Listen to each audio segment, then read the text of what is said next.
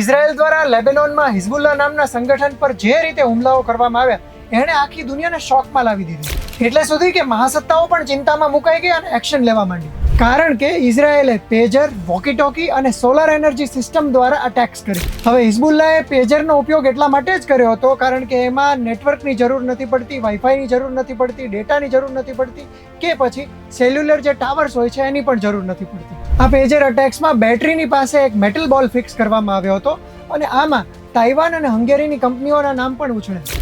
પરંતુ મુદ્દો એ છે કે ઇલેક્ટ્રોનિક ડિવાઇસીસનો ઉપયોગ તો આખી દુનિયામાં કરવામાં આવતો હોય છે અને હવે આખી દુનિયાના લોકો એ ચિંતામાં છે કે અમે વિવિધ દેશોથી આવતી ઇલેક્ટ્રોનિક આઇટમ્સનો ઉપયોગ તો કરીએ જ છીએ. આપણા ઘરોમાં વપરાતું ટેલિવિઝન બીજા દેશથી આવેલું હોય છે, રેફ્રિજરેટર કોઈ બીજા દેશથી, તો ઇલેક્ટ્રોનિક કાર્સ પણ કોઈ ત્રીજા દેશથી.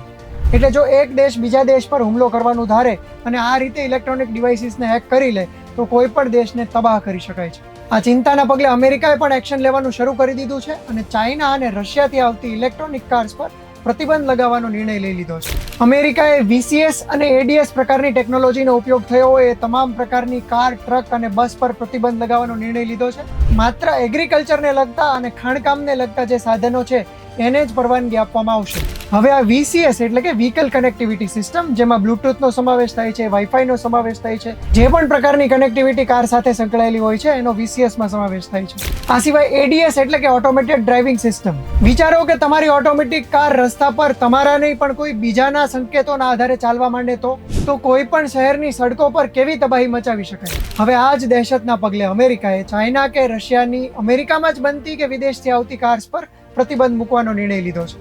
તો બીજી તરફ ચાઇના પોતે પણ અમેરિકાથી આવતા અને તાઇવાનથી આવતા ગેજેટ્સનો ઉપયોગ મોટા પ્રમાણમાં કરે છે, એટલે ચાઇના પણ ફફડી ઉઠ્યું છે. આના પહેલા બ્રિટનનો પણ એક રિપોર્ટ આવ્યો હતો જેમાં સરકારી સંસ્થાઓની જાસૂસી કરવા માટેનો આરોપ લગાવવામાં આવ્યો હતો. એટલે વિવિધ દેશો દ્વારા દુશ્મન દેશો પર આ પ્રકારના આક્ષેપો અવારનવાર લગાવવામાં આવતા હોય છે, પરંતુ હવે આ પ્રકારનો ભય વધી ગયો છે.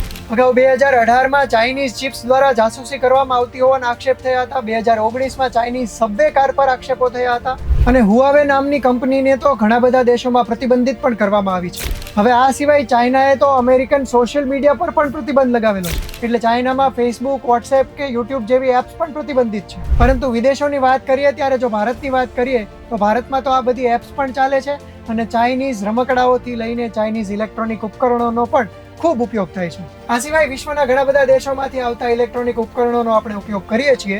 એટલા માટે દેખીતી રીતે સરકારે આગામી સમયમાં આને લગતી કોઈ પોલિસી બનાવવી જ પડશે એવું લાગી રહ્યું છે.